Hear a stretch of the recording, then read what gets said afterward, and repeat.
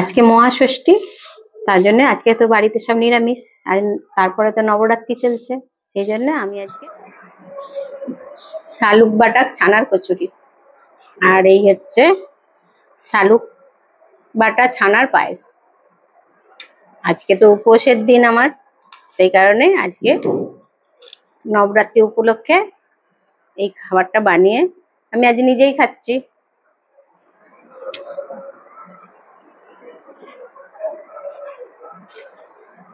কেমন আছে? সত্যি কচুরিটা, শালুক ফুলের যে গন্ধটা, নিজস্ব যে গন্ধ, সেটা পাচ্ছি। আর দারুণ হয়েছে।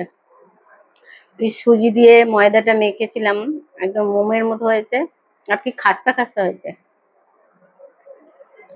আর পায়েসটা এত ভালো হবে এটা আমিও ভাবিনি নিজে। আমার দারুণ লেগেছে। তবে এটা খেলে আপনাদের মনে থাকবে, অনেক অনেক দিন মনে থাকবে যে হ্যাঁ একটা কচুরি খেয়েছিলাম। আর পায়েসটা তো একদম মুখে লেগে রয়েছে, এত ভালো। আর পুরো শালুক ফুলের গন্ধটা পাচ্ছি, খুব সুন্দর হয়েছে।